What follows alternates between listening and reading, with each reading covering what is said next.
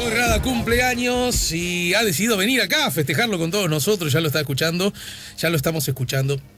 A propósito de juntar a Rada con Maracaná, siempre cuento lo mismo porque Rada siempre cuenta lo mismo, y es que cuando Uruguay sale campeón, Rada cumplía ese día 7 años. Entonces él cuenta que por 18 de julio hizo mucho dinero porque se le arrimaba, imagínate, ese negrito simpático, elocuente, comprador por naturaleza, a la gente feliz de la vida. En 18 de julio le decía: Don, hoy es mi cumpleaños, ¿no me da una moneda? Y dice que no hubo nadie que no le diera, ¿no? Bueno, señores, estamos con Hugo Bay Alfaro, economista. ¿Cómo andás, Hugo? Buen día. ¿Qué tal? Buen día, un gusto estar acá. Del Instituto Cuesta Duarte, ¿verdad? Sí. Y estamos con el economista Agustín Iturralde. Hola, Agustín, buen día. Buenos días, Alejandro. En tu caso, director ejecutivo del Centro de Estudios para el Desarrollo, ¿verdad? Verdad. Bueno, pará, porque surgió esto, como suele ocurrir en este programa, sin haberlo previsto. Los dos, de alguna manera, se pueden decir que son hijos de, ¿no? Porque vuestros, en tu caso, Hugo, vuestra mamá, tu mamá, ¿no? Sí. Es muy conocida. Bueno, tu abuelo también, ya lo creo, lo fue. Y en tu caso, Agustín, tu papá, naturalmente. De paso pregunto porque no lo sé, de verdad. Agustín, ¿tu mamá está en alguna esfera pública o algo así? No, mamá no. ¿Y en tu caso, Hugo? En el caso de mi papá, decís, Sí. no, digamos, además falleció, no lo tengo ahora, pero no tenía, digamos, era un psicólogo. Que en tu caso algo conocido en el ambiente, digamos. Exacto, pero quizá no tenía un perfil público así como el que tiene. ¿Psicoanalista o de otra corriente? Psicoanalista. Sí. Bien.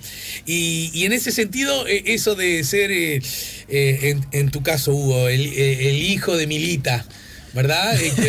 ¿Cómo No, lo llevo muy bien, entre otras cosas, porque estamos en disciplinas un poco viejo, de. Vamos a hacer psicoanálisis.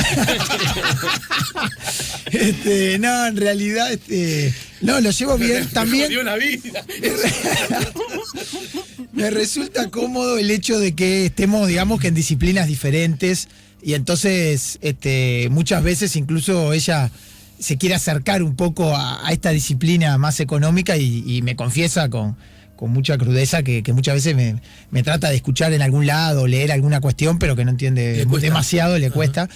Pero bueno, nada, a veces me pone un poco una mochila pesada en cuanto a la parte más de escritura, porque bueno, a la pluma, digamos. A la pluma de, bueno, mi abuelo, mi madre, son muy, vamos a decir, han trabajado mucho en torno a eso, entonces a veces me da un poco de vergüenza cuando escribo, pero bueno, estamos haciendo lo mejor que podemos. No es lo mío, pero ahí la vamos piloteando. Buenísimo. ¿Y a vos, en tu caso, Agustín? Y bueno, creo que a uno le toca lo que le toca, ¿no? Yo también anteriormente trabajé más en la parte más política con mi viejo, pero ahora estoy más dedicado a la cosa más económica. Y desde el centro de estudio, entonces implica que mucha gente naturalmente te asocia, que alguna vez decís algo, alguien te putean o te elogian en Facebook, claro, en Twitter por lo que dijo, pero no da ni para quejarse ni para. O sea, claro, las cosas son como son, y bueno, implica con lo bueno y lo malo, mucho más bueno que malo sin duda, pero con lo que implica que te asocien. Lo que sí podríamos decir es que no han roto, digamos, con cierta cercanía política ideológica, ¿no? Quiero decir, y si le erro me corrigen, obvio, estamos para eso. Digamos, tu mamá no lo tengo tanto, pero puedo suponerlo por el rol de tu abuelo, en todo caso, desde la perspectiva, si bien el periodismo, pero un periodismo claramente en medios vinculados a la izquierda, digamos, con cercanía a la izquierda, el concepto izquierda, que cada tanto hay que recordarlo, no necesariamente significa Frente Amplio. Exacto. Como sinónimos, quiero decir, ¿no? Siento la necesidad cada tanto de decirlo. Y en tu caso, Agustín, lo mismo, ¿no? Vos sos hombre simpatizante del Partido Nacional. No sé si militante aplica, es el concepto. ¿Militás hoy día del partido? Fui militante, sí, mucho tiempo. Fui convencional y estuve en la juventud. Hoy en día estoy dedicado a otras cosas, pero sí soy votante y sí, está bien la afirmación que hiciste. Claro, es por ahí, ¿no? Digamos que seguramente tienen matices, miradas, pero están, en ese sentido, se puede decir que en grandes rasgos, vos, Hugo, caminás por la vereda por la que antes caminaron tus mayores. Exacto. ¿Está bien decirlo Toma así? el sol, diría por mi abuelo, Bueno, pero no. me levantaste el centro. No, te quiero levanté el decir- centro. No, porque esa frase yo me la he apropiado, pero me la he apropiado como hay que apropiarse las cosas, citando siempre de quién es, ¿no? Ahí va. Entonces siempre digo, porque me parece que es la imagen casi perfecta para definir muchas cosas, cuando digo que yo soy de los que camina por la vereda del sol, cito al Faro, en lo que a mí refiere, ese hecho, caminar por la vereda del sol, no me impide, me obliga a ver los que caminan por la vereda de la sombra, ¿no? Esta es mi forma de vincularme con el mundo, ¿no? Pero está bueno que hayas traído la frase de tu abuelo. Sí, no, sin duda, vengo de una familia, también por el lado de mi padre, ni que hablar, vamos a decir con una sensibilidad de izquierda en este sentido más amplio, que después, como todo en la izquierda también, yo con mi madre he tenido ahora que la tengo ahí y tenemos discusiones, muchas veces diferencias, porque esto está Sí. arriba de la mesa, pero sí, vengo de una familia con una sensibilidad de izquierda y con dos padres que fueron exiliados políticos, entre que nació mi hermano y que nací yo, ellos vivieron en Argentina, y bueno, eso también genera toda una situación familiar, digamos, pero efectivamente, lo que sí no tengo es vamos a decir, una militancia en Sí, el sí. Frente Amplio, sino más bien un rol desde el movimiento sindical y ahora, digamos, más recientemente, se podría decir que participo en el abrazo, digamos, en un sector muy minoritario dentro del Frente Amplio. Ajá. Pero tenés militancia política, entonces. Sí, en ese sentido. en ese sentido, desde hace relativamente poco, sí. Después sí, trabajando en el movimiento estudiantil y en el movimiento sindical hace ya muchos años. Sí. Ujú. Bien. ¿Alguna vez he escuchado a algún economista? Ya vamos a ir al tema en cuestión, pero como ya están advirtiendo, anda a saber para dónde dispara.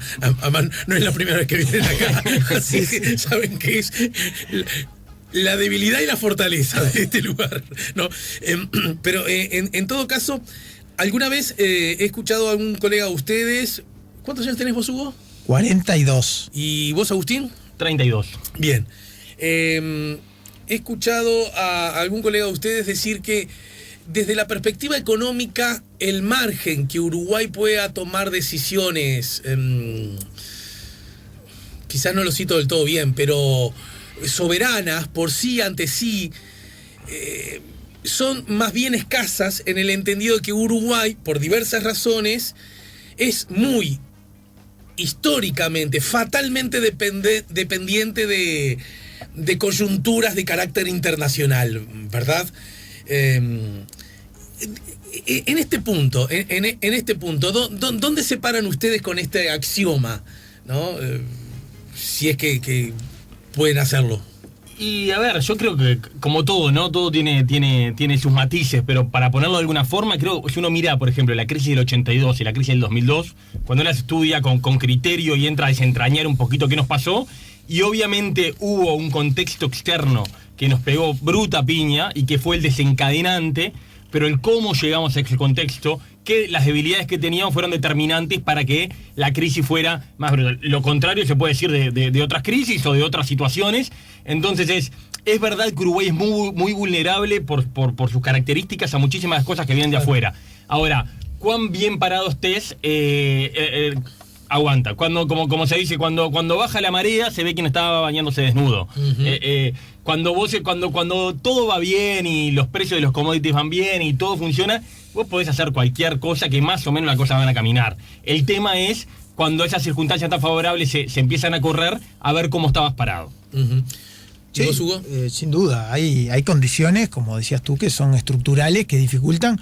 No solo esto uno lo puede ver a partir de cómo nos impactan las crisis y lo difícil que es pilotearla, por así decirlo, sino también en términos de generar un camino de desarrollo más sostenible y con rasgos estructurales más, vamos a decir, Uruguay evidentemente depende de un conjunto, o sea, como economía pequeña, digamos, es muy complejo romper algunos lazos de dependencia, y por ahí también viene toda la discusión que a veces tenemos en términos de la integración regional, que yo creo que es un componente con todas las dificultades enormes que tenemos en la región para de alguna manera solidificar ese proceso, pero donde si uno piensa de una forma más estructural a Uruguay en el mundo, cuesta pensar en una inserción que de alguna manera no venga acompañada de un proceso regional que nos permita, generar mayor valor agregado en lo que vendemos, en fin,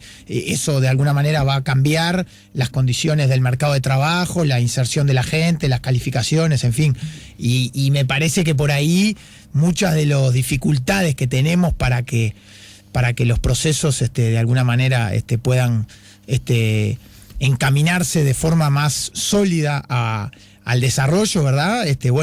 Tienen que ver con obviamente niveles de dependencia fuertes que tiene la economía uruguaya, que son indiscutibles. Ahora, lo que después hagamos es muy relevante. Entonces, claro, no es indiferente, digamos, cómo, digamos, se actúe tanto en los momentos, como decía Agustín, vamos a decir, más sencillos, donde el contexto económico acompaña y ayuda, como, por el contrario, en los momentos de crisis, ¿no? Ni que hablar. Y en este sentido, el otro día lo conversamos también con un colega de ustedes. A mí siempre me ha importado evaluar qué peso tiene el famoso mercado interno, ¿no? Porque en miradas que tienden a reivindicar la condición global del planeta, más allá que este discurso a mí me sorprendió mucho en los últimos 5 años. Está recibiendo grandes embates, ¿no? En el relato, quiero decir. Algunos de los discursos predominantes o que están creciendo en Europa, ni hablar lo que significa Bolsonaro. Bueno, lo de Bolsonaro está más difícil. A mí me cuesta más un poco medirlo, ¿no? ¿Dónde está exactamente? Quería decir Trump en los Estados Unidos, ¿verdad? Esta cosa de nosotros bien nos arreglamos, déjennos quietos, ¿no? Pero en todo caso, los mismos problemas del Mercosur, que estaban implícitamente aludidos, ¿no? Cuando Argentina se vuelve más proteccionista, cuando el Brasil también, cuando al revés entra. Y en Uruguay siempre se ha dicho, bueno, lo que pasa es que nosotros somos tan poquitos que sí o sí tenemos que mirar afuera. Y cuando yo lo he dicho un poco repitiéndolo sin conocimiento más pleno, algunos economistas me han dicho, bueno, sí, pero ojo con subestimar del todo lo que el Uruguay por sí mismo hacia adentro y con su gente puede hacer, ¿no? Entonces ahí se me prendió como una lucecita de nueva mirada de decir, pucha, cuando nosotros decimos somos capaces de producir alimentos para 30 millones, siendo 3, está claro que cualquiera puede decir, bueno, entonces la cuestión es venderle a los otros 27 millones de tipos que hay en el planeta, ¿no? Tenemos playas para que la disfruten 10 millones. Bueno, entonces tenemos que ir a buscar esos otros 7 millones, lo entendemos. Pero los 3 que están acá, ¿juegan un rol? ¿Se puede hacer algo en sí mismo? ¿O todo depende de que alguien nos compre? Fui desordenado en el planteo, pero creo que el espíritu se entiende. No, creo que se entiende. Es una discusión hiper interesante y vigente, ¿no? Hasta dónde tenemos que necesariamente abrirnos. Yo creo en eso, soy bastante convencido de que sí, de que hay una necesidad.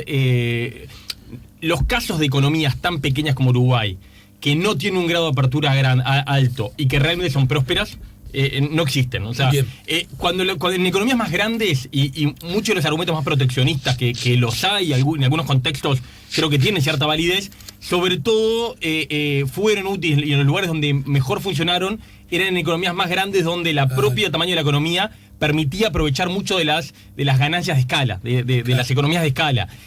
Una economía como la nuestra, en un mundo tan globalizado, yo creo que el Uruguay, lo que vos dijiste, lo suscribo todo, ¿no? Somos 3 millones y ahí tenemos uruguayos jugando el primer nivel en muchísimos campos, en muchísimas áreas. Vos nombraste los alimentos, el turismo, pero bueno, ahora que está todo el tema, por decir, pero sí. Ahora temas que el tema de la ciencia, el tema de la industria tecnológica, o sea, realmente ahí uno mira y hay empresas uruguayas y uruguayos y que no tienen nada para envidiarle a ninguna de otra parte del mundo. Realmente competimos de igual a igual. Entonces, esa capacidad que tenemos, ese alto capital humano que tenemos en algunos sectores, hay que aprovecharlo para insertarnos de la mejor forma posible, vendiendo el valor el trabajo uruguayo en el mundo, como decía Hugo, agregando el mayor valor posible dentro de nuestro país, pero sí creo que es absolutamente para un país como Uruguay, y es un poco la discusión que tuvimos en el Mercosur de por qué Uruguay siempre, incluso con los gobiernos de Frente Amplio, se hinchaba tanto más para hacer acuerdos que Argentina y que Brasil. Uh-huh. Brasil ahora está como dándose vuelta, pero vamos a ver cómo termina todo lo de Brasil, porque es todo con alfileres. Y bueno, es complejo, pero la principal explicación yo creo que es por un tema de escala. Brasil tiene algo para proteger todavía. Claro. Uruguay hizo un proceso de reformas estructurales, que cada uno tendrá su opinión, pero que en buena medida ya pagó buena parte del costo de abrirse. En el Mercosur y con la llegada de China a los 90, ya pagamos buena parte del costo. Realmente a nosotros es mucho más lo que tenemos hoy en día para ganar de seguirnos abriendo, que no. Distinto capaz el caso de Argentina y Brasil. Es por eso que yo, por poner un matiz con Hugo, que comparto todo lo que dijo, diría, sin duda, ojalá podamos hacer una inserción desde lo regional. Como bloque creo que nos dejaría mucho mejor parado, negociaríamos con mucho más fuerza. Claro. Uruguay venderse al mundo como bloque. Ahora hay que tener mucho cuidado de si eso no es posible, el famoso segundo mejor, second best, que llamamos los economistas. Sí, lo mejor sería eso. Ahora, si eso no es posible, ¿qué es mejor? Bueno, hay que ver si no queremos tratar de que el Mercosur pase a ser algo más parecido a un acuerdo de libre comercio, más parecido a la Alianza del Pacífico, o si realmente queremos seguir con bueno, si Brasil y Argentina no quieren, nos quedamos acá. ¿Y vos qué decís, Hugo? No, sobre esto último comparto que los problemas regionales son enormes y muy desafiantes, pero considero, por lo primero que hablábamos recién, que es muy difícil pensar en Uruguay con una inserción, vamos a decir, autónoma, y de alguna manera tenemos los vecinos que tenemos y no nos podemos mudar del barrio, digamos, no podemos levantar el país y decir, bueno, esto es un desastre y nosotros acá levantamos y nos vamos, porque además creo que no es una buena lectura de la realidad. Y creo que tenemos que seguir trabajando en, justamente, producto de esas condiciones estructurales que nos impedirían, como economía tan pequeña, realmente generar un camino, vamos a decir, de nomás basta mirar lo que uno vende en el mundo para darse cuenta de que realmente el valor agregado que nosotros podemos de alguna manera colocar, si es que le podemos llamar demasiado valor agregado, pero está fundamentalmente localizado en la región, digamos, y es más difícil. Uruguay accede de forma mucho más primarizada a los grandes mercados mundiales. Bueno, estas discusiones que creo que es lo que vos planteabas en la primera intervención. Pero volviendo a esto segundo, yo lo que comparto es que Uruguay es impensable que se mire como una economía de espaldas al mundo, ¿no? Realmente eso, no creo que la intervención esta viniera por ese lado. Claro, altura, por eso. Eso es impensable. Lo que sí creo que quizá en algún otro momento, hace alguna década, podíamos tener una visión de que, bueno, de que el mercado interno uruguayo no existe de alguna manera. Y creo que eso hoy, en cierta medida, puede estar más en discusión. No en los efectos de pensar en el mercado interno como una palanca de desarrollo nacional, porque claramente no tiene la escala suficiente, entendido, pero sí para amortiguar efectos, que te por ejemplo, la petiza, digamos. Exactamente, en un momento como por ejemplo el de 2008, donde hubo una situación complicada allí, y el mercado interno pudo haber jugado un rol para amortiguar una caída de la demanda con algunos problemas en materia de inversión, en fin, y donde el mercado interno pudo haber jugado un rol estabilizador. Y hoy también el tema que nos convoca, que está vinculado a la situación de los salarios, y por la vía de los salarios estamos hablando también indirectamente de las pasividades, puede de alguna manera, evidentemente, si esto de la pandemia se transforma en una crisis estructural de mediano plazo, y difícilmente allí el mercado interno, por más que ayude, no va a permitir salvarnos. Ahora, en la medida, como todo parece indicar, que puede llegar a ser una situación coyuntural, quizá más larga de la que pudimos haber pensado en un principio, pero eventualmente coyuntural, bueno, el mercado interno puede ahí contribuir a desempeñar un rol amortiguador que permite, vamos a decir, transitar esto sin tanto impacto. Y entonces ahí la cuestión salarial, la cuestión de cómo eso dinamiza el mercado interno, puede llegar a tener un rol relevante en términos de vamos a decir, como decía, amortiguar la caída, la recesión. Entonces, sin querer, vamos a una pausa ahora y sin querer ya nos quedamos a la puerta, porque seguramente esto, sin haberlo previsto, no crean que dije, voy a hacer esto para llegar a esta conclusión, nos dejan la puerta para analizar, me parece, de buena manera cuáles han sido los objetivos, los intereses y, ¿por qué no?, los espíritus de este acuerdo salarial alcanzado por tres actores que son fundamentales en la vida de un país, ¿no? Por un lado, los gobernantes legítimos, y por otro lado los trabajadores y sus también legítimos representantes, y por otro lado los empresarios y quienes legítimamente la representan también, ¿no? ¿Lo vemos luego de la pausa? Seguro. Estamos poniendo la mañana en camino, estamos conversando con los economistas Hugo Valle Alfaro y Agustín Iturralde, y usted nos puede ayudar, ya lo sabe, está habilitado nuestro WhatsApp 099-894-987, también nuestra página Facebook, La Mañana en Camino. Estamos poniendo La Mañana en Camino, estamos en el 98.7, estamos escuchando a Rubén Rada, que hoy cumple 77 años, y estamos con Hugo Valle Alfaro y Agustín Iturralde, los economistas, a ver, que nos van a ayudar, que van a procurar hacerlo, entender este acuerdo. En todo caso la palabra acuerdo ahora la vamos a analizar, pero algunos mensajes ya han llegado. Acuerdo a nivel de trabajo, quiero decir, con trabajadores, empresarios y gobierno. Le pregunto al economista, son dos en realidad: los empresarios se quejan y despiden personal, pero invierten en tecnología que genera más desempleo. La industria está produciendo lo mismo, pero con menos personal, a diferencia de ganancia, ahorro después de pagar lo invertido en tecnología. ¿Quién se la lleva? Lo dice Omar. 099-894-987. Carlos dice: hola, no me canso de preguntarle a mi padre, tiene 90, su recuerdo de la final del 50, en Paso de los Toros trabajaba en un bar, algunos parroquianos cambiaron el alcohol por té tilo, en la vereda se escuchaba la radio, había gente sentada en las veredas escuchando, silencio y mucha tensión. Comparte con nosotros sus recuerdos, que a su vez son los recuerdos de su padre, el amigo Carlos C. 099-894-987. Buen día, Alejandro, el oyente que compartió su sentimiento en cuanto al gol de Guilla de Uruguay en la final de Maracaná. Es el sentimiento de todos. ¿Será posible escuchar nuevamente ese gol en tu programa?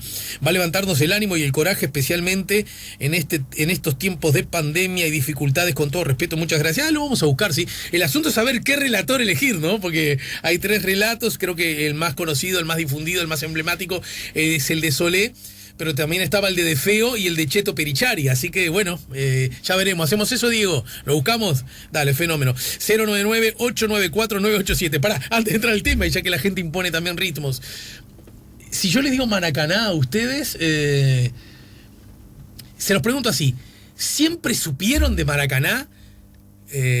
¿O hay un momento que estaban como en otro y alguien les contó la historia y la recuerdan? ¿O son esas historias que por ósmosis se van integrando y cuando querés acordar hablas de Maracaná como si ahí hubieses estado? No, opción uno. Son de esas cosas que no sabes bien cuándo las aprendiste, pero que desde niño son parte de lo que uno sabe y comenta en la escuela y habla y sí. Bien, ¿y en tu caso, Hugo? Totalmente, de acuerdo. Yo tengo una anécdota que es que mi viejo, en la casa de mi viejo... ¿Tu viejo psicólogo era futbolero, por ejemplo? Era enfermo de fútbol, enfermo. No, pero aparte de ir a ver a la B, después iba de tarde a ver a Nacional de Bellavista, iba a ver al estadio de Nacional de Peñarol, entonces yo me crié, iba a ver algún partido del interior, entonces a veces viajábamos al interior a ver un partido. Por supuesto, si podíamos ir a Buenos Aires, pues aparte como él en el exilio vivió en Buenos Aires, era hincha de Racing. Curiosamente mi viejo era hincha de Racing, pero también mi abuelo, por parte de madre, hincha de Racing, entonces yo también soy muy hincha de Racing de Avellaneda. Mira. Digamos, mamé eso, pero sí, mi viejo, un enfermo del fútbol. Independiente. Después te doy una foto en la Copa Libertadores para que sepas cómo es. Sí, no. La primera, la de Racing es el primer campeón mundial Racing. Sí. Y además te recuerdo el último clásico que Racing le pudo ganar con 2 jugadores de menos en la hora Independiente. No sé si lo recordás bien. Antes de la pandemia. Es una cosa totalmente de la academia y yo se lo hice para molestar. Misión cumplida. Pero la anécdota tiene que ver con que en la casa de mi viejo, una cosa muy curiosa hoy, estaban de duelo hacía muchos años por la muerte de un familiar en el año 50, mi viejo es del año 42, y estaban de duelo, no se escuchaba la radio, claro. pero ponele que hacía 6 o 7 años que no se escuchaba mirá, la radio. mirá, No, mirá. pero no sé. Y el día del partido, ni loco, se prendió la radio el día Claro, de mirá si la Maracaná. vamos a prender por un- Mi viejo, enfermo, un niño de 8 años, el recuerdo es que se trepó a un muro para escuchar la radio de un vecino, no sé cómo era la situación, pero, y No, obviamente porque cuando los llegó el vecinos gol de Guilla, las que tenían radio además sacaban, entonces y bueno, es para probable que aplique compartir esa un idea de, poco, claro, y bueno, el cuento es que él estaba en un murito bastante alto, escuchando el partido, y que cuando llega el gol de Guilla se tira del murito por el festejo y se hace pelota, digamos. No se llegó a quebrar, pero realmente quedó muy, Mirá. muy maltrecho a partir de eso. El Y duelo. entonces El duelo sí. se terminó. No, ni que hablar, una cosa de loco pensar en eso hoy, ¿no? Pero bueno, en la casa de mi viejo estaba esa situación por la cual, incluso con un partido tan importante, no tuvieron la capacidad de Sí. por lo menos hacer una excepción al duelo para decir, bueno, nos jugamos la vida con Brasil en el Maracaná, en fin. Bien. Les cuento algo porque. No. Sí, se lo cuento. Es así.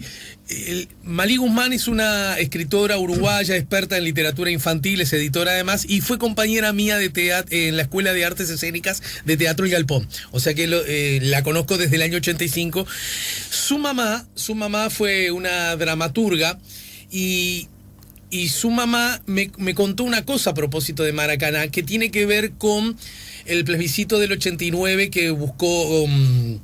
el plebiscito del 89, digo bien, el que buscó derogar la ley de la caducidad, ¿no es cierto?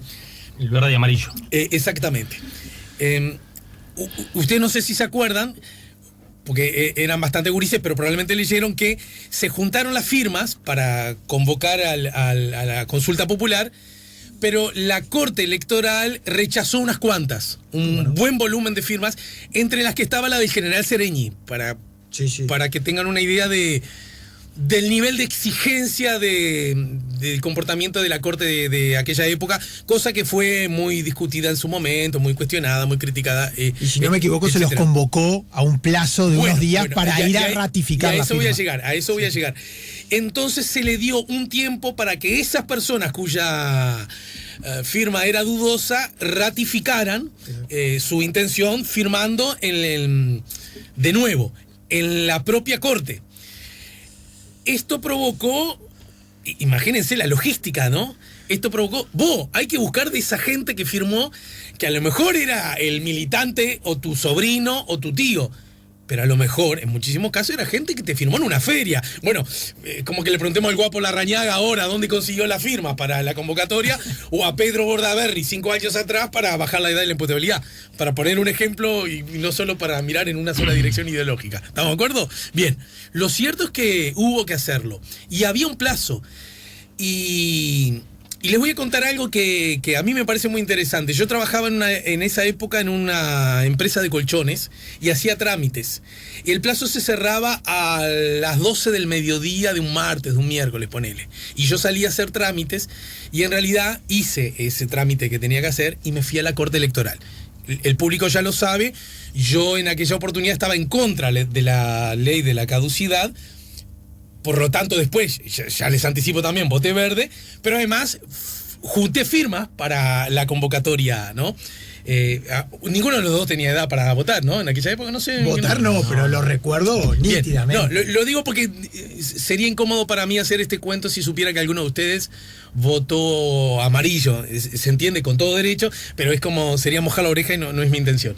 Lo que quiero decirles es que se armó naturalmente un corredor, la calle se cerró y se armó una especie de corredor de la gente que estábamos, de los curiosos que estábamos allí, y me acuerdo que llegaban autos, camionetas con personas a última hora. Hay una foto muy emblemática de un tipo en pijama que con la credencial en mano va a firmar de nuevo, ¿sí? Va a ratificar. Y recuerdo que cuando las personas pasaban por ese corredor, casi como los ciclistas llegando al velódromo, la gente, los que estábamos ahí, gritábamos. Pero, ¿saben lo increíble? ¿Saben qué cosa gritábamos? Porque se podría gritar verdad y justicia, milicos no sé qué, ni olvido ni perdón, todas cosas que se han gritado a lo largo de la historia, ¿no es cierto? en ese momento de tensión absoluta y de compromiso por un objetivo que se consideraba noble, es decir, bueno, vencer la impunidad, ¿no? O frenar los intentos de impunidad,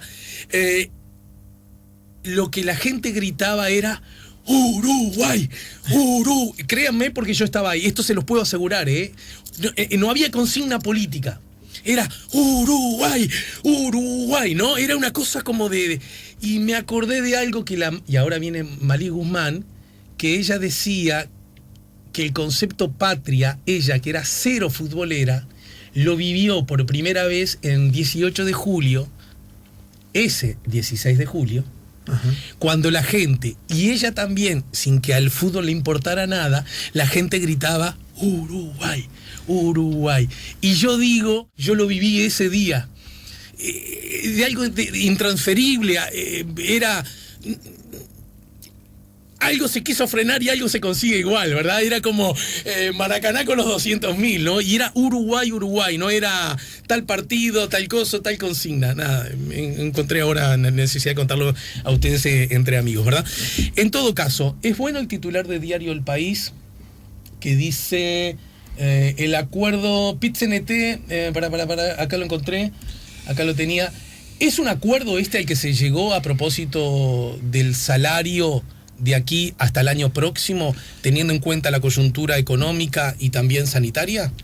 Bueno, estrictamente no. Esto es medio difícil de explicar y de entender para quienes evidentemente no están metidos en este tema, pero por varios motivos no. En primer lugar, porque el Consejo Superior Tripartito, que vamos a decir es como el órgano de gobernanza de las relaciones laborales de carácter central, ¿verdad? Ahí no están las ramas de actividad, sino que hay representantes, pero a nivel nacional, digamos, de trabajadores, empresarios y obviamente por ejecutivo, no tiene facultad para establecer acuerdos salariales que de alguna manera obliguen después a todos los grupos y subgrupos de negociación a acatarlos. En primer lugar, pero además porque de hecho no tuvo ese espíritu la convocatoria del Poder Ejecutivo ni la participación de los actores sociales. Es decir, esto es un acta que se firmó sobre la base de una serie de lineamientos salariales, donde los actores estuvieron trabajando y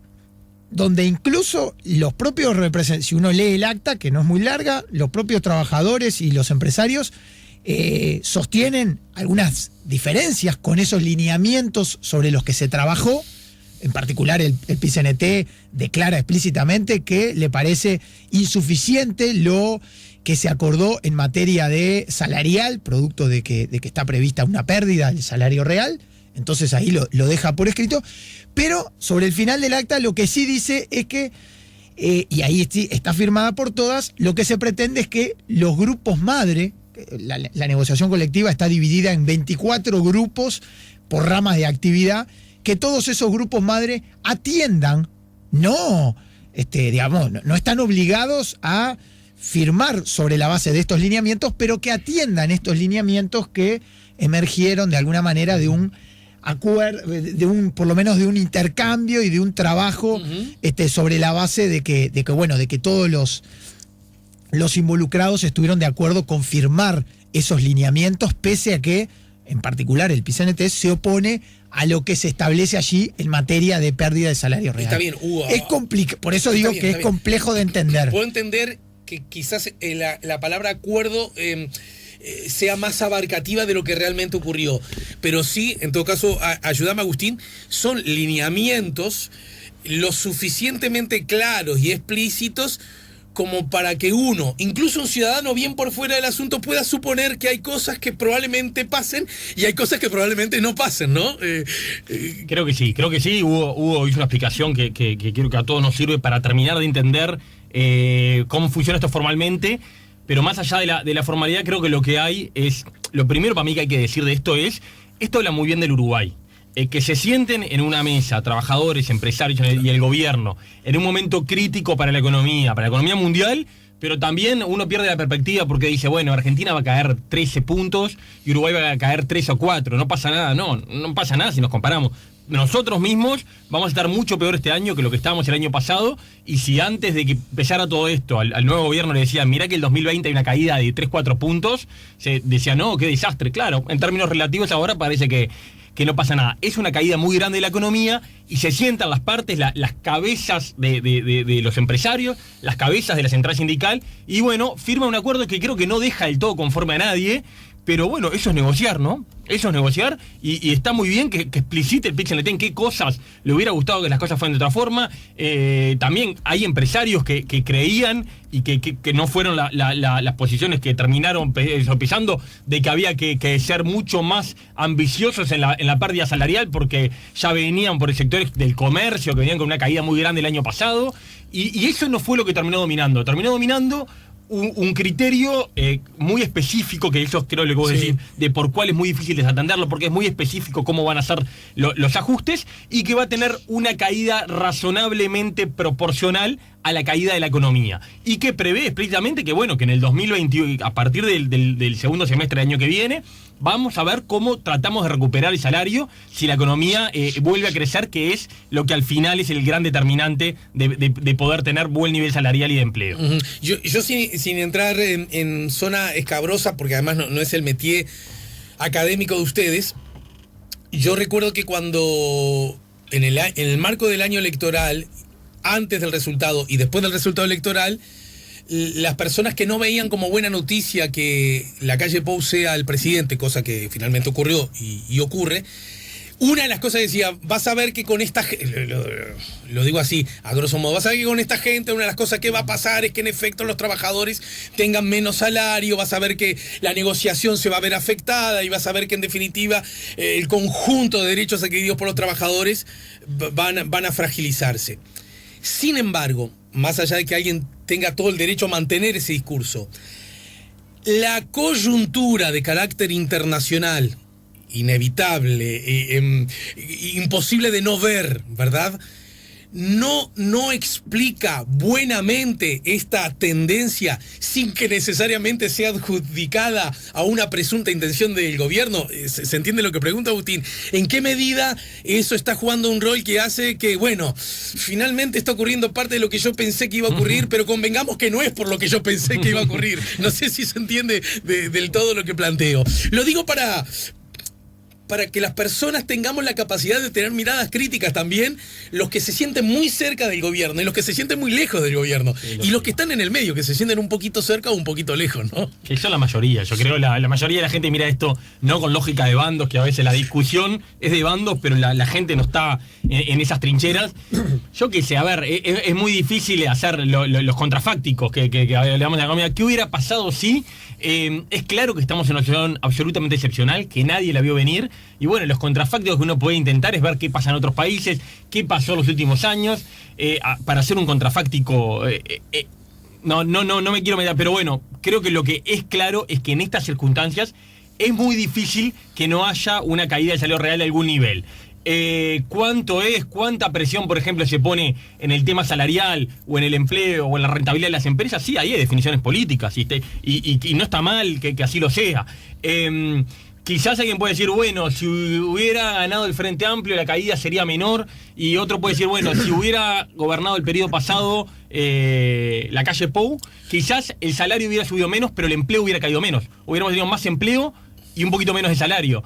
Y las dos cosas creo que tienen elementos para poner en la mesa que pueden ser defendidas. Uh-huh. La realidad es esta. Y bueno, vamos a ver cómo salimos de acá. Y creo que en el espíritu de todos está que la economía vuelva a crecer y que podamos recuperar, que es la única forma de que el salario y el empleo se recuperen con fuerza y a la vez. Acá dijiste algo, Agustín, que a mí me apasiona como tema, pero porque lo encuentro lejos de entender, y tiene que ver con que algo que dijiste al pasar. Pero ¿acaso podríamos acordar todos que si sube mucho el salario de los trabajadores es un elemento que conspira contra la aparición de nuevos empleos? ¿Realmente la desocupación se explica por el aumento de salarios? En un contexto particular, o sea, no en cualquier contexto, y en el Uruguay hasta el 2014 no fue así, creció el salario, lo conversamos en la tele el otro día, salario y el empleo a la vez. Pero acá tenemos más público. Subió el salario y el empleo a la vez, en un contexto de economía estancada, de empresas sin rentabilidad, y yo pongo mucha presión en el salario, y bueno, puedo acelerar, por ejemplo, algo de lo que te comentaba algún oyente, los procesos de cambio tecnológico. Yo puedo, por los costos, puedo provocar un aceleramiento de eso. No creo que sea el espíritu de nadie. Yo lo que quiero decir es, la economía a veces es un sistema complejo y tiene consecuencias que no son las deseadas de las medidas que tomamos. En ese contexto particular puede haber un fenómeno de ese tipo. No quiere decir que siempre el salario genere desempleo, no estoy diciendo eso. Claramente no es así. Hay circunstancias particulares que pueden generar consecuencias indeseadas. Vos decís, y ahora voy a vos, Hugo, vos decís, tomar eso como axioma permanente es un error, lo acabas de decir clarísimo, y además hay pruebas elocuentes de que al Uruguay le pasó, ¿no? Subió el empleo y subió el salario también. Lo que vos decís es, cuidado, en una economía que empieza a deprimirse, que empieza a evidenciar problemas, quizás insistir con el aumento del salario puede conspirar contra la aparición del empleo. Antes de dejarlo a Hugo, dejo un ejemplo de esto, que es, en los últimos 5 años en Uruguay tuvimos un deterioro de la cantidad de empleo y el salario siguió aumentando, más levemente, pero siguió aumentando. Pero en los últimos 2 años, ya del 2018-2019, ese aumento del salario, por ejemplo, se dio a la vez que había una pequeña caída del ingreso de los hogares. O sea, el salario seguía aumentando, pero había menos empleo, entonces ahí tenías una circunstancia clara en el que el aumento del salario no se trasladaba a mayor ingreso de los hogares, e incluso porque promediando la gente en 2019 la pobreza fue básicamente un punto más que lo que había sido en 2017. Es una suba muy moderada, muy pequeña, de unas 25-30 mil personas, que hay que verla en cuán significativamente desde el punto estadístico. Pero creo que muestra claro un quiebre de la tendencia. Entendido. De cómo veníamos, digamos, la economía se nos para un poco en 2014, 2015, el salario sigue aumentando, pero el bienestar a los hogares no fue el mismo. Y Hugo, entonces se puede decir que con todo lo dicho mientras así con la cabeza, ni tanto ni tampoco, pero más allá de lo que Agustín dice y sumarle a lo que dice Agustín, esto que te pregunto, ¿puede esbozarse que en esta especie de líneas de acción acordadas, ¿no? El objetivo es, ya que la mano viene brava, concentrémonos en no perder empleo, aunque esto pueda implicar no ganar salario? Yo creo que, como decías tú al principio, es inevitable mirar cualquier análisis que uno pudiera hacer durante la campaña electoral o incluso antes del 1 de marzo, se vio profundamente alterado por lo que ocurrió a partir de mediados de marzo, digamos, en Uruguay, lo que venía ocurriendo en el mundo, pero entonces, evidentemente, Uruguay uno puede hacer... pronosticado crecimiento para este año. Sí, por supuesto. Lo digo porque creo que ese tema también se está manejando a veces, como decías vos, para un bando para el otro, pero más allá de eso, las especulaciones de los técnicos hablaban de un crecimiento que, si mi memoria no falla, estaba entre el 2 y el 3% previsto para este año, ¿no? O sea, la pandemia jugó un rol, papá, porque si no estaríamos hablando de esto. Pero otra que un rol, vamos a decirlo claramente, sería impensable que el movimiento sindical hubiera firmado este acta sin una pandemia de por medio que ocasionó, por ejemplo, el ingreso de más de 200.000 trabajadores al seguro de paro, que son casi la cuarta parte de los cotizantes privados formales, digamos, que cotizan a la seguridad social y que por lo tanto que tienen el derecho, digamos, estamos hablando de la cuarta parte, estamos hablando de que en marzo y en abril se perdieron aproximadamente 100.000 empleos, de los cuales 80.000 son del sector informal, de la gente que vive en el día a día. Entonces ahí estamos hablando de una situación crítica que va más allá de que la economía va a caer un 3%, pero que esto la gente lo está viviendo de una forma crítica, ¿no? Hemos visto el aumento de las ollas populares. Por suerte en Uruguay la gestión sanitaria, evidentemente si uno lo compara a nivel internacional, hemos visto un buen manejo de la situación a nivel sanitario, lo cual es muy importante. Yo creo que desde el punto de vista de las políticas públicas nos hemos quedado muy cortos con lo que ha sido las necesidades de proteger y de cubrir a la gente ante un riesgo de esta magnitud. Ajá. Pero esto va mucho más allá del salario. Acá estoy pensando en la gente que realmente que está por fuera de la seguridad social, y que, por ejemplo, no tiene la posibilidad de ir a un seguro de desempleo o a un seguro de enfermedad. Estamos hablando del sector informal, digamos. Exacto, estamos hablando de las transferencias del MIDE, de la situación de la gente, de los monotributistas, en fin, donde yo creo que ahí hubo una respuesta muy insuficiente que va a generar un aumento de la pobreza y un aumento de la desigualdad que evidentemente era una tensión que estaba presente frente a una situación crítica de este tipo, pero que va a aumentar en mayor medida de la que el país creo que estaba preparado para amortiguar eso de una mucho mejor forma. El Instituto de Economía hizo un informe a propósito de eso, de las personas que estaban cayendo en la pobreza y cómo podría haber una asistencia directa, digamos. ¿Y cuántos recursos hubiera involucrado generar prestaciones de mayor magnitud? Eso. Nosotros, en particular del Instituto Cuesta Duarte, planteamos, algunos otros sectores también, la idea de una renta de emergencia, digamos, transitoria, obviamente, por lo que dure esta situación, que evidentemente tiene un costo, pero que a nosotros nos parece que hubiera oficiado como un colchón mucho más potente. Pero bueno, igual no me quiero salir de la discusión salarial. Mirá que me acuerdo dónde estamos parados. Pero en todo caso, ese concepto, ¿verdad? El de la transferencia directa o de la renta, que además se mezcla con otro concepto de la renta universal, que es de otras características, ¿no es cierto? Y que no está ahora en el centro de la discusión. Pero en todo caso, yo veo que cuando se plantea, y se plantea con sensatez, porque hay gente que está cayendo, y hay gente que está cayendo de un día para el otro, lo hablábamos recién en la tanda, y que no tiene respaldo de ninguna naturaleza, porque es horrible, por ejemplo, trabajar y que te manden al seguro de desempleo, pero macho, la salud igual la tenés, porque, bueno, en Uruguay en líneas generales la salud igual la tiene todo el mundo, pero quiero decir, tu prestador igual lo tenés, porque tu acápita sigue siendo recibida por tu prestador, tenés el salario, está bien, no es todo, es parte. Viste que en el tema del marco de la pandemia la gente gastó menos también, eso es cierto.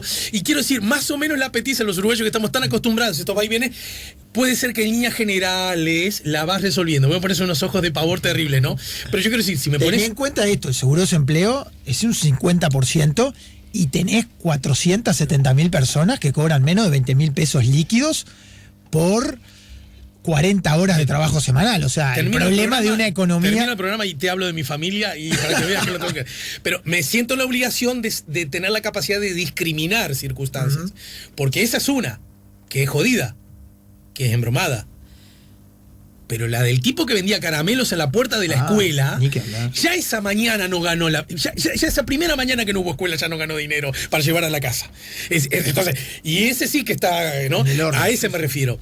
Ahora, cuando se habla, asistámoslos directamente y asistámoslos con un sueldo mínimo a estos que suman una cantidad de tanto que se va a pagar después con deuda. Después está el otro argumento que yo siento que es sensato, de sentido común para analizar. No, pero estamos engrosando la deuda en definitiva alguien después la tiene que pagar, estamos generalizando, esto es hijo también de un número de personas que estaban en situación precaria y cuando se nos había elaborado un relato de que las cosas venían mejor de lo que realmente era, esto ya es más de perfil político, ¿verdad? Pero en todo caso, en tu caso, Agustín, ¿cómo te colocas ante esa puja desde la mirada económica? Sí. A ver, la economía es una ciencia social y es administrar recursos escasos y en eso hay que tener prioridades. Yo realmente creo que es verdad la segunda parte de ese relato muy caricaturizado que vos ponías. Deliberadamente. Sí, lo tengo claro. Pero justamente ese tipo de población es donde hay que priorizar y es donde hay que poner... yo hablaba de personas con problemas, empresas con problemas son casi lo que se tiene que llevar el 90% de los recursos. Por eso, algunos instrumentos que se han utilizado, por ejemplo, los seguros de paro parciales, que son un instrumento que subsidia a la empresa, pero la subsidia atada al puesto de trabajo, creo que han sido muy buenos instrumentos. Y para no escapar a la pregunta, sobre la asistencia, yo creo que sí, que probablemente haya que reforzarla, y de acá lo que queda del año, en algún momento van a tener que... hubo una partida inicial a través de la tarjeta Mides, y van a tener que poner un poco más de combustible, y en eso va a haber que endeudarse un poco más probablemente. Creo que sí, que ahí hay una prioridad, sin duda, lo creo. No soy tan amigo, y capaz que Hugo me convence, de inventar instrumentos nuevos, de una renta. Yo prefiero usar la tarjeta de Uruguay Social, la famosa tarjeta Mides, las asignaciones familiares, tratar de... Si hay, bueno, después hubo para los monotributistas. Si de pronto alguien queda por fuera de todo eso, pero sería un número más bien reducido. Bueno, hay alguien que está quedando por fuera, pero creo que hay una tendencia que es más política que técnica, que de tratar de crear nuevos instrumentos. Entendido. Yo trataría de usar los que ya tenemos, que en general hay buenos instrumentos creados, que muchos de ellos fueron, las unidades familiares son muy viejas, pero se desarrollaron mucho los gobiernos pasados, crecieron mucho los gobiernos pasados, y la tarjeta de Uruguay Social es un instrumento que se creó, no es político, realmente creo que hay que tratar de usar lo que ya tenemos para no estar recreando. Sobre esto, un dato, porque los oyentes de La Mañana en Camino lo saben, el economista Mauricio de Rosa, del Instituto de Economía, hablando de esto, él, por lo que creo recordar, el proyecto del Instituto de Economía era usar los instrumentos existentes, a tal punto que él decía, es simplemente hacer enter, porque aumentar el volumen de dinero y hacer ente, porque ya está el instrumento creado, ¿no? Simplemente a modo de dato. Pero te interrumpí en un razonamiento que venía a propósito de lo que primero había dicho Agustín, acerca de eso. ¿Hacemos esto para por lo menos quedarnos con el empleo, no perjudicar el empleo, y estamos dispuestos a todos a perder un poquito más de salario? Y bueno, yo creo que evidentemente el acta que se firmó tiene mucho que ver con eso, digamos, tiene mucho que ver con ser conscientes de una situación crítica por la que hoy está atravesando el país a raíz de la pandemia. Tiene que ver con que tenemos 200.000 trabajadores en el seguro de paro, una cantidad enorme de empleos perdidos, una tasa de desempleo que seguramente en el peor momento puede estar llegando al 15, al 16%, es decir, una situación muy complicada donde los trabajadores creo que son conscientes de esa situación tan crítica. Creo que no hay que pensar en razonamientos automáticos en el sentido de decir, bueno, empleo y salario son cuestiones automáticas donde si en realidad entonces, no digo esto porque lo hubiera dicho Agustín en absoluto, pero si en el periodo anterior de gobierno entonces hubieran bajado los salarios, entonces en vez de perder empleo hubiera crecido el empleo, no sé. Hay algunas condiciones económicas que se daban, es decir, esto no es una suma tan... Hay realidades sectoriales muy distintas, hay sectores que están con muchos problemas y hay sectores que claramente no están en problemas. Y estoy hablando sobre todo de la etapa previa a la pandemia, pero incluso también en este periodo, claramente los sectores no son afectados de la misma manera. Creo que también ¿Hay sectores que se han beneficiado incluso? Bueno, eventualmente puede haber algún sector que se haya beneficiado, o que en todo caso está en condiciones no lo haya de pedir impactado, aumento de salario porque ha ganado más dinero, no sé, estoy o que tenga niveles de rentabilidad razonables que ameriten que la puja, digamos, salarial basada en el aumento de la productividad se sostenga, digamos. Yo creo que sí, que puede haber en esta coyuntura incluso. Son los menos, claramente, sí, claro. Son los menos.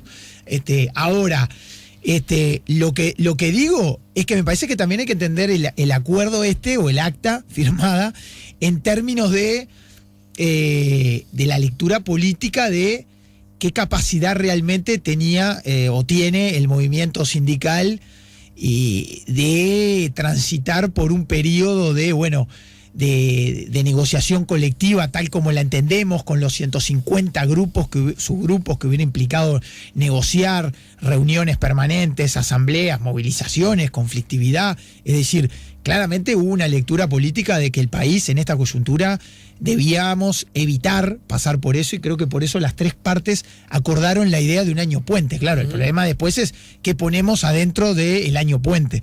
Pero creo que para el país la idea de un año puente que nos ahorrara todo ese proceso, yo creo que era una idea bastante sensata, y en ese sentido creo que también hay que mirarlo del lado interno, decir, bueno, este acuerdo incorpora una pérdida salarial que va a estar en el entorno de lo que caiga la economía en el 2020.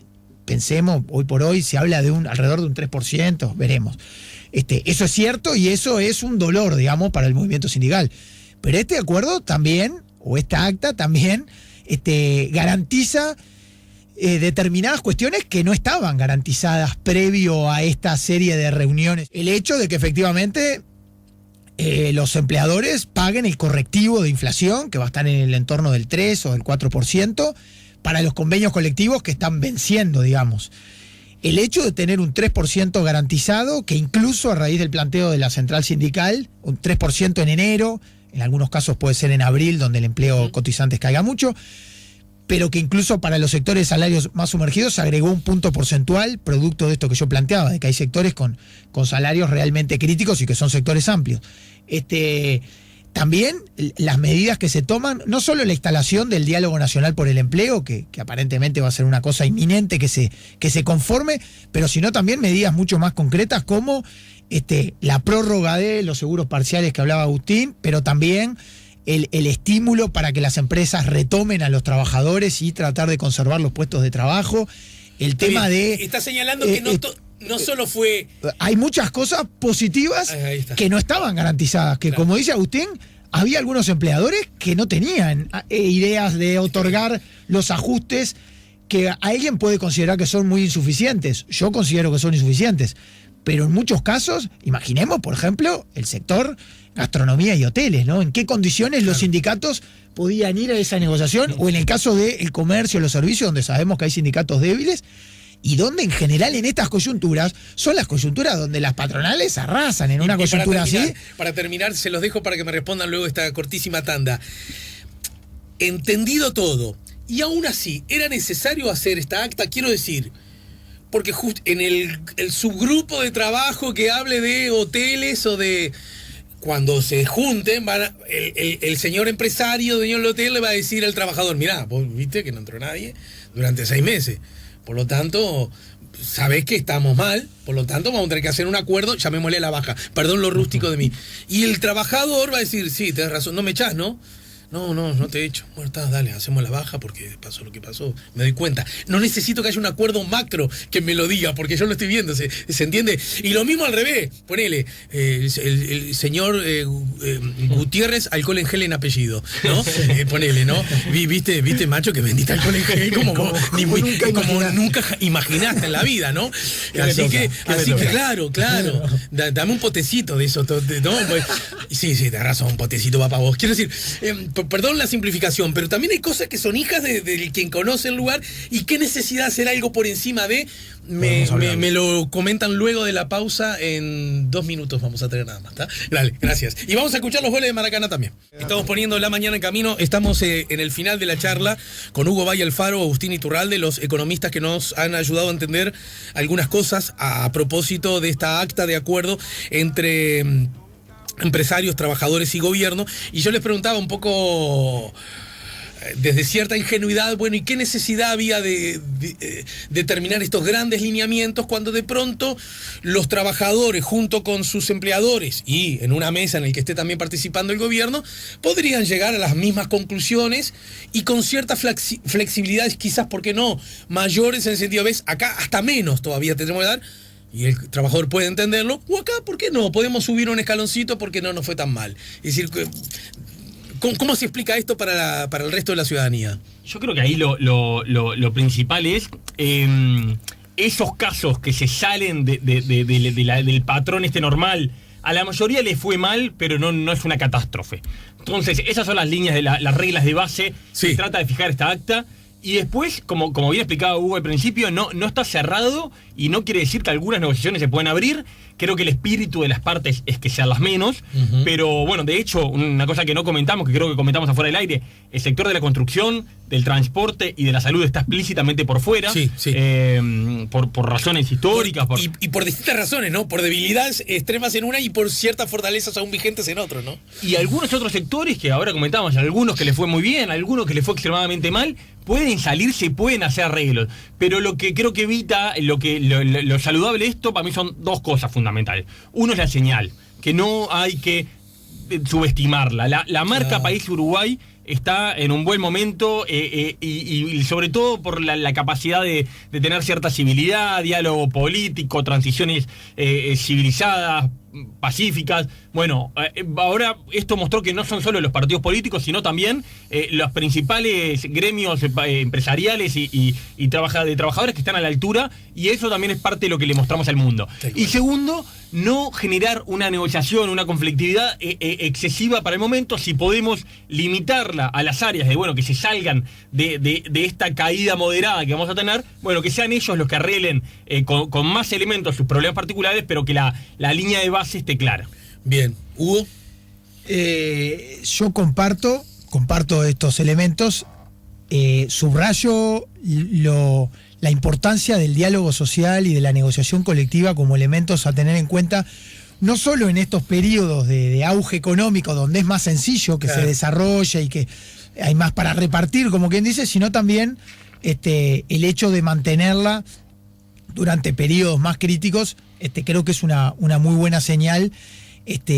Y agrego que creo que de forma centralizada, para la central esto tenía algunos elementos importantes que tienen que ver con que algunos sectores, es decir, cuando uno fija algunos lineamientos, lo que hace es, de alguna manera, nosotros que somos futboleros, marca un poco la cancha donde... Allá se va afuera. Ahí va, allá se va afuera. Entonces, para algunos sectores de actividad que han sido muy golpeados por la crisis y donde los trabajadores están muy complicados y donde es impensable generar conflictividad, movilización, realmente la situación es crítica, era muy importante generar pisos básicos sobre los cuales, repito, eventualmente podía ocurrir que ni siquiera se cumpliera con los correctivos de los convenios anteriores, que no se diera ningún 3, ningún 4, y donde el salario real hubiera realmente generado una caída mucho más significativa de la que está previsto en este acuerdo de carácter general, con todas las connotaciones que eso tiene desde el punto de vista también de la desigualdad, ¿no? La negociación colectiva,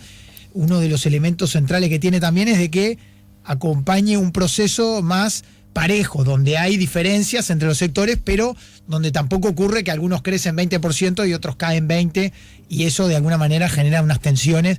Entonces me parece que acá, durante un año además, no estamos pensando en un periodo enorme, sino durante un año el periodo puente creo que permitió para muchos sectores garantizar un piso que si el PCNT de forma centralizada hubiera dicho no, abramos todo, hubiera sido incierto cuál era el rol del Poder Ejecutivo en esto, y en cierta medida para algunos sectores podrían estar frente a una situación mucho más crítica, con una cancha sin líneas, digamos, que de alguna manera permitan garantizar. Pero entonces podríamos una vez más subrayar que estos lineamientos hay que colocarlas en las columnas del haber, ¿no? De la sociedad en su conjunto, quiero decir, ¿no?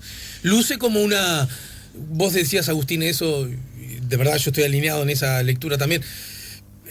Luce como algo positivo aun cuando el viento viene en contra, que es algo igual que no debemos dejar de reconocer. El viento viene en contra, y cuando el viento viene en contra, también hay que decirlo, las que lo pasan peor son las que tienen arbolitos más frágiles de los cuales agarrarse, ¿no? Eso también es cierto, ¿no? Sin duda. Yo quiero hacer un comentario antes de cerrar, en general sobre el empleo, que me parece que la caída este año va a ser grande, pero creo que nosotros estimamos que en el 2021 vamos a tener una recuperación de la economía más o menos equivalente. Ahora, es muy probable que la del empleo no sea equivalente. El problema de empleo que hay en Uruguay va a ser mucho más lento de recuperar. Los números del empleo se están deteriorando desde mucho antes y van a ser más lentos de recuperarse que los números puros de la economía.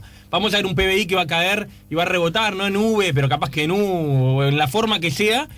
Y capaz que en el 2020, a fines de 2020, estamos en un PBI parecido, pero el empleo, hay problemas más estructurales, más de largo plazo, por eso es muy bienvenido este diálogo nacional por el empleo, y darnos cuenta que hay una parte del desempleo que es del ciclo económico, una caída de la economía, se demanda menos, se compra menos, etcétera, pero hay una parte de un mundo que cambia, de que requiere otras cualidades, de realmente un problema estructural que está vinculado a fenómenos sociales, a fracasos educativos, y que realmente es, yo creo que el drama más grande que tiene el país para resolver, para seguir teniendo esa idea de una sociedad integrada, de un Uruguay que no se nos siga fragmentando.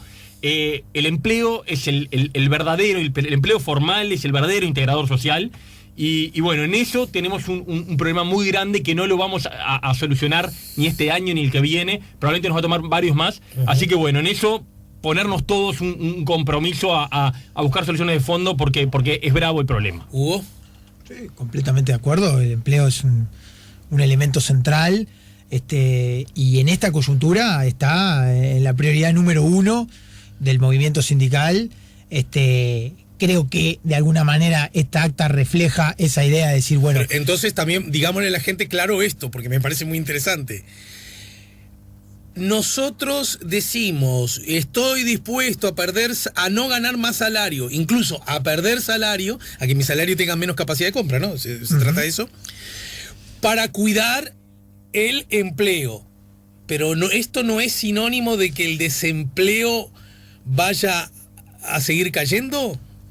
Aumentando, quiero decir, el desempleo. Yo creo que una de las. Si no, alguien te puede decir, entonces para qué hice el acuerdo, si igual bueno, hay los algo. niños se van a quedar sin trabajo. De alguna manera hay algunos mecanismos que buscan atenuar el impacto en el empleo, pero no hay un compromiso explícito en materia de empleo como sí lo hay en materia de salario. Quizá eso tiene que ver con la insuficiencia con la que yo miro este convenio, que está en sintonía con lo que plantea el propio PCNT en el acta. Ahora, convengamos que también es más difícil de acordar esas cosas, ¿no? Es más difícil, pero bueno, hay otros elementos que no son menores, que tienen que ver, por ejemplo, con la continuidad de todos los beneficios que venían teniendo los trabajadores en cada uno de los convenios colectivos que están venciendo y que se prorrogan por un año. Eso también, a veces esos beneficios son más importantes que 1, 2 o 3 puntos por ciento de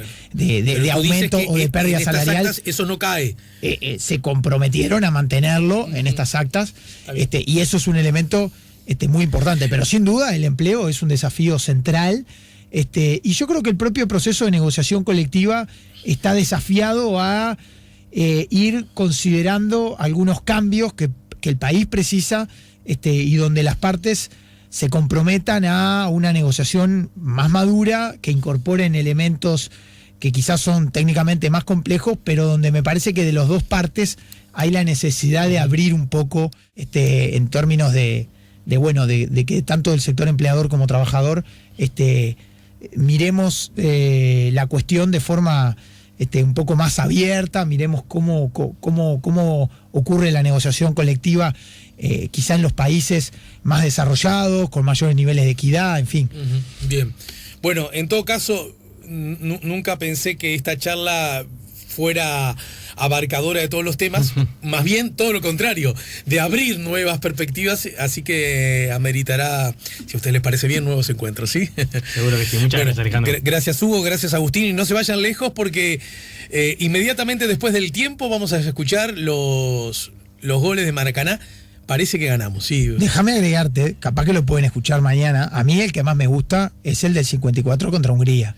Claramente de Solé, el 2-2 contra Hungría. El León sacudió la melena. Sí. Pero es uno de los relatos más emocionantes. Sí. Un partido que terminamos perdiendo en la alargue, en la semifinal.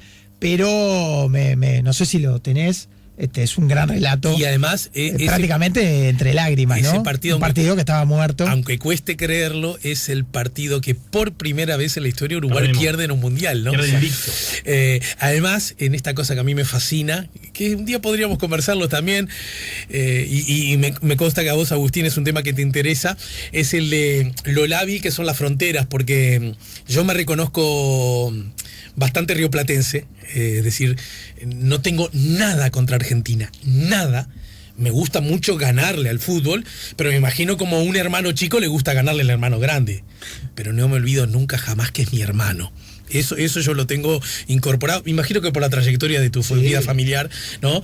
Y por la admiración que a muchas cosas tenemos a propósito de Metol Ferré, ¿no? También, ¿no? Pero, en fin, lo que sí quiero decir es que Hover fue el héroe en ese día también, ¿no? Y Hover nació en la Argentina. Y vistió la celeste. Quiero decir, esas cosas que... ¿Dónde están los límites de las cosas, no? Y según cuentan, y a mí de niño me encantaba creerlo así, Alemania termina ganando ese mundial, ¿no es cierto? A pesar de que el favorito era Hungría. Algo así como otra vez le pasó a Alemania en el 74, con los holandeses. Y según cuentan, porque los húngaros hicieron un gran esfuerzo ante los uruguayos, ¿no? Y fueron más cansados al partido final, qué sé yo. Eso es lo que se dice. Ahí cualquiera de los tres la seguimos atrás porque no estuvimos, ¿no? Exacto. Bueno, nos vamos, chiquilines. Gracias Agustín, gracias Hugo.